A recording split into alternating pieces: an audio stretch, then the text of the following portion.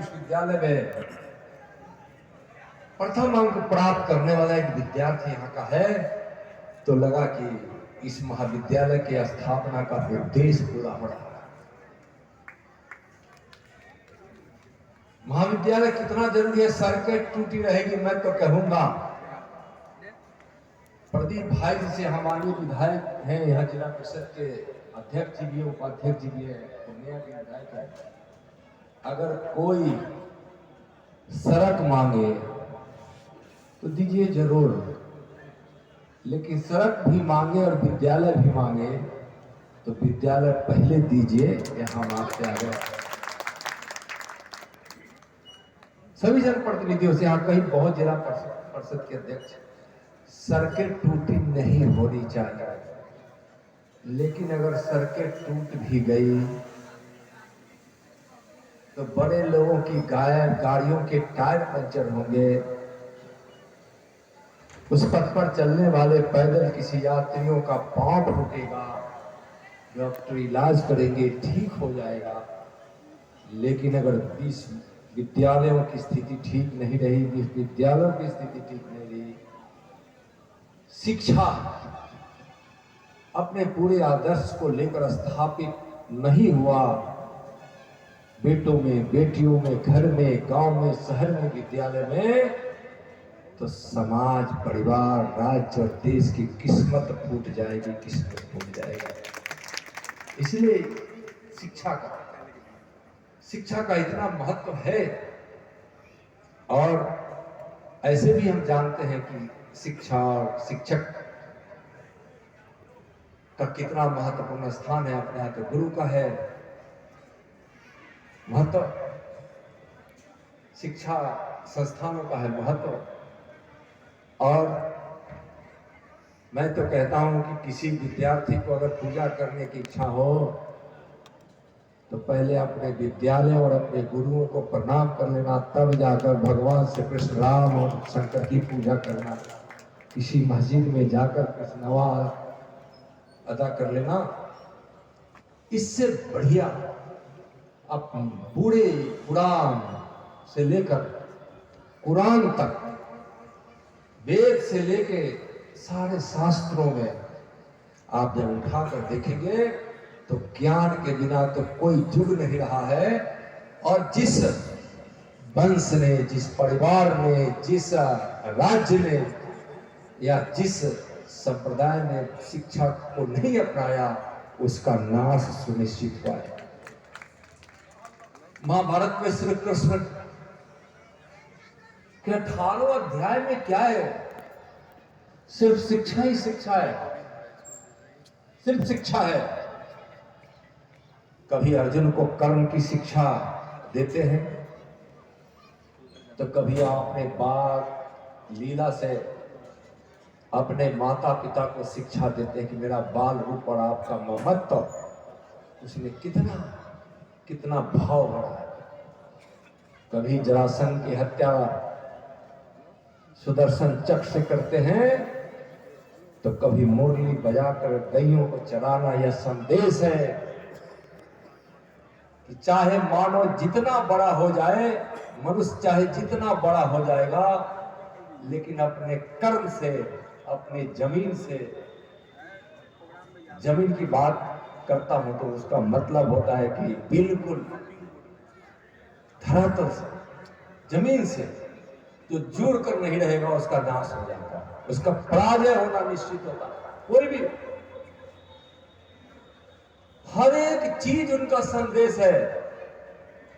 कंस का वध भी एक ज्ञान और शिक्षा ही थी कि धर्म न्याय की स्थापना के लिए अपनों का भी वध करना पड़े तो कृष्ण की तरह वध करो, कृष्ण की तरह वध करो। कंस का संदेश था।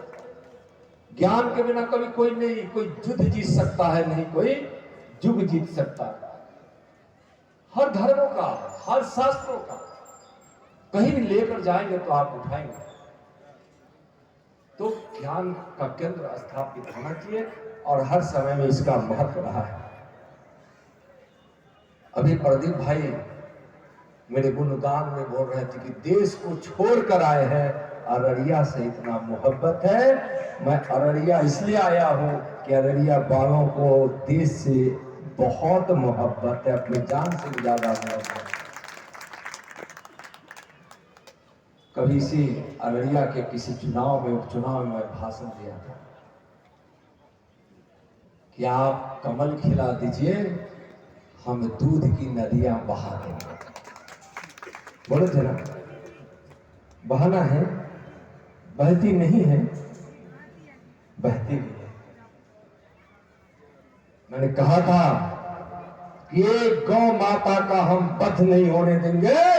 मैं गृहराज मंत्री बना, अररिया के एक एक बदखानों का रजिस्ट्रेशन चेक किया। आज एक भी अररिया में कोई भी नाजायज रजिस्ट्रेशन लेकर गौ या कोई जानवर वध नहीं हो सकता है।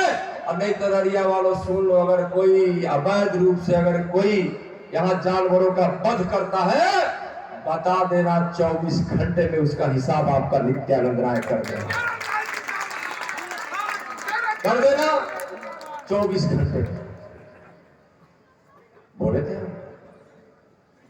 ईश्वर सुन रहे थे, अररिया में ही सुन रहे थे, नरपतगंज की एक सभा में सुन रहे थे। भाई है यहाँ पप्पू भाई बोले कि आपने तो बड़ा शानदार बात कही, और एक था सिटी में, याद है, हम दोनों थे। जब हम कुछ लोग की चर्चा कर रहे थे तो वह बात आई, कमल खिला दो, हम परिंदा को पर नहीं मारने देंगे सीमा के अंदर। आज ईश्वर ने सुना है और आपके आशीर्वाद ने सुना, हिंदुस्तान के सीमा के अंदर अगर कोई आतंकवादी या दुश्मन कोशिश करता है देश में घुसने की, तो या तो 60 फीट जमीन के अंदर होता है, या पाताल में कहीं दिखाई पड़ता है, या आसमान में दिखाई पड़ता है, जहां जहाज होता है उससे भी ज्यादा ऊपर। आज सीमा सुरक्षित है किसकी है? और आपके बेटा पर इतना भरोसा माननीय प्रधानमंत्री जी किए कि पूरे देश की सीमा की सुरक्षा की जिम्मेदारी आपके नित्यानंद राय पर है। आज चाहे बीएसएफ हो, एसएसबी हो, सीआरपीएफ हो, असम राइफल हो, या सेना, हमारी सीएस पैरामिलिट्री फोर्स हो, समुद्र भी देखते हैं, पहाड़ भी देखते हैं, जंगल भी देखते हैं, आसमान भी देखते हैं, धरती भी देखते हैं, सबको देखते हुए बिहार और अररिया को भी देखते हैं। इसलिए आपका परिश्रम, आज प्रदीप भाई एमपी नहीं होते तो मैं गृहराज मंत्री होता क्या?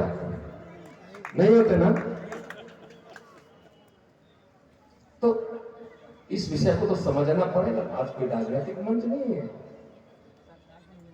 लेकिन अगर मोदी जी नहीं होते तो शिक्षा की पद्धति में परिवर्तन नहीं आता। वही अंग्रेज की शिक्षा आज भी हिंदुस्तान पढ़ते रहता, और उस हिंदुस्तान का पढ़ पढ़ कर बेटा बेटी, अंग्रेजी बोलना कोई खराब बात नहीं है, अंग्रेजी खूब बोले, लेकिन संस्कार से वह अपने घर परिवार और गांव का नहीं। तो इसलिए आज कहने में कोई हमको उसमें परहेज नहीं है। आज हमारे खाद्य की बात कर रहे थे माननीय प्रदीप जी सांसद साहब। भाई आपके प्रदीप जी बहुत विषयों को लेकर चर्चा नहीं की सदन में उठाते रहते हैं। खाद की किल्लत है, दिक्कत है, जो है उसको स्वीकारने में कहीं कोई परेशानी नहीं है, लेकिन परेशानी का कारण, किल्लत का कारण अररिया के लोगों को, बिहार और देश के लोगों को समझना है। क्यों किल्लत क्यों है? जब हम किसानों के खाद पर हम इतना सब्सिडी दे रहे हैं, हाँ उसी की बात कर, उसी की बात तो कर रहे हैं। तो बाद में बोलो कैसे, पहले तो हम बोल रहे हैं।